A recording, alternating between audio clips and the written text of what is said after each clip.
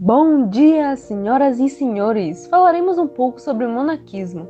Os assuntos que serão abordados serão o conceito do monaquismo, a história do surgimento, definição do monge, as armadilhas da vida monástica, a vida dos monges na Idade Média. A palavra monaquismo vem do grego monkos, aquele que está só.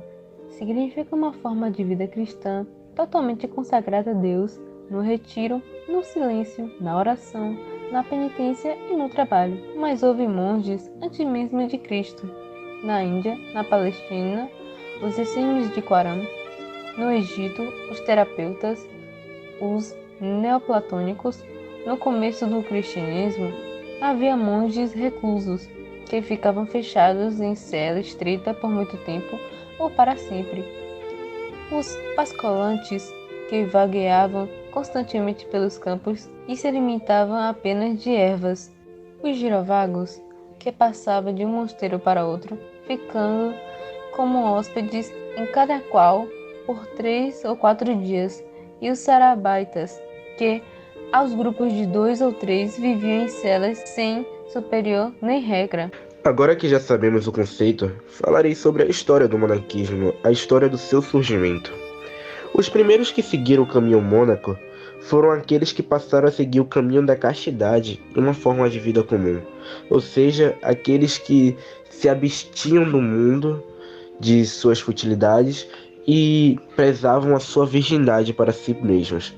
Seguindo com o passar do tempo, há algumas regras também, como evitar saídas inúteis, rezar em horas determinadas, jejuar, dar esmolas, visitar e prestar serviços aos enfermos, além de começarem a praticar exercícios de vida comum, reunindo-se numa casa para recitar os salmos ou ler os textos sagrados, ou seja, mantinham uma rotina diária e exercícios religiosos, que hoje em dia seriam o que os monges fazem.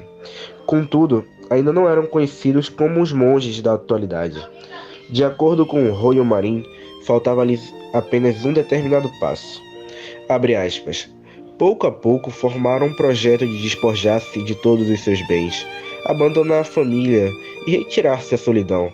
Ali, na mais completa pobreza, ao abrigo dos perigos do século, não se ocupariam de nada senão de Deus e de sua eterna salvação. Fecha aspas, é o que afirma o teólogo. Com essa fala, podemos entender que não apenas deve-se manter a virgindade, não apenas deve ter uma vida comum ou seguir rotinas religiosas, mas também deve se retirar do mundo, se isolar e dar a sua vida, manter seus pensamentos apenas para Deus e nada mais além disso. Ou seja, viver como um eremita.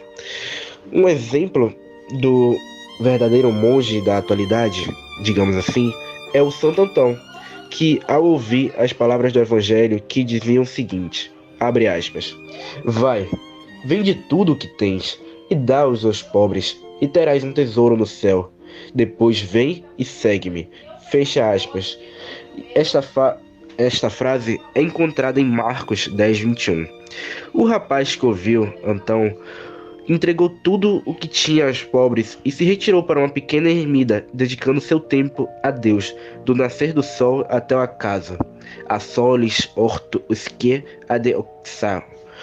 É o que, digamos, entregar-se totalmente a sua vida a Deus e mais nada. Aquele evangelho o tocou. O sentiu que era para ele, que era determinado para ele, e que ele precisava se livrar de tudo aquelas riquezas que ele tinha, que de nada importa os bens materiais, retirar-se para dentro de uma montanha, que foi o que ele fez, e viver apenas para Deus, orando, meditando, lendo, estudando, apenas para o Salvador. Com o tempo, pessoas ouviram a história dele, espalhou-se as notícias do que ele havia feito. E as pessoas iam o visitar com bastante frequência, o que o fazia se mudar cada vez mais para o deserto, mais e mais, pois quanto mais pessoas vinham, mais ele saía de lá. E essas pessoas, esses homens, esses jovens que vinham, o enchiam de pedidos para transformá-los em discípulos, querendo seguir o mesmo caminho que ele teve, seguir esse caminho de eremita, de uma pessoa que se entrega somente a Deus e larga dos prazeres humanos. E dessa forma ele foi aceitando mais e mais discípulos, até o momento que todo o deserto estava cheio de monges, completo. Após a sua morte existiam centenas de monges no deserto, que então, para não nos deixar assim alheio, avulto, foram criados então mosteiros, onde eles viviam com regras que depois de um tempo foi criado o legislamento dos monges, e nesses mosteiros eles viviam conforme os ensinamentos dos evangelhos, com atividades diárias básicas e mantendo seu tempo inteiro apenas para meditação e oração e ler os evangelhos. Então, dessa forma surgiu o monaquismo, surgindo a partir da ideia da virgindade, de manter sua castidade, de ter uma vida comum e depois retirar-se do mundo, se isolar, entregando seus pensamentos apenas para Deus. E assim é o monge que conhecemos hoje em dia. Agora que sabemos como surgiu o monaquismo, vamos entender o que é um monge, aquele que pratica a abdicação. O monge é aquele que opta por uma vida de afastamento social em prol de sua religião. Dentro de várias religiões como jainismo, lamaísmo e budismo, existem monges. No nosso caso, existe o monge do catolicismo, que pode viver em um mosteiro comunitariamente, seguindo uma rotina de orações e trabalhos paralela ao seu estilo de vida, ou mesmo viver isolado de toda a sociedade. Não precisa ser todo social não, relaxa. Na vida monástica, é importante o silêncio, a oração e o estudo. Segundo esses quesitos, o silêncio pode nos proporcionar a escuta de nosso interior. E a Lectio Divina, uma expressão importante, significa conhecer a verdade, segundo a língua monástica. Após a explicação sobre os monges, vou fazer uma pergunta. Quero entregar minha vida completamente a Cristo, mas não quero ir a um mosteiro? É realmente necessário estar em um mosteiro para levar uma vida monástica? Não posso viver como monge no mundo? Primeiro você deve perceber que a graça de Deus está presente em toda a parte, mas é sentida especialmente em um mosteiro. Quando as pessoas visitam um mosteiro, sentem que é um lugar sagrado onde Deus está presente. Paradoxalmente, os monges que moram em determinado mosteiro mais frequentemente sentem a intensa guerra espiritual que o maligno está travando contra eles.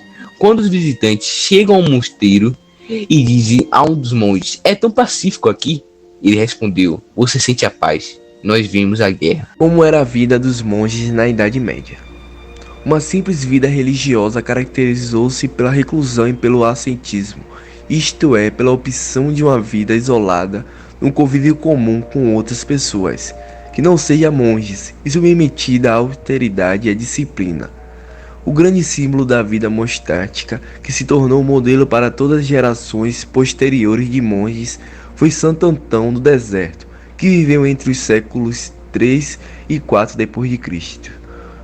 Os primeiros monges cristãos como Antão eram eremitas. Isso quer dizer que se retiravam do convívio social e iam para lugares completamente despovoados, como um deserto, para viverem sozinhos.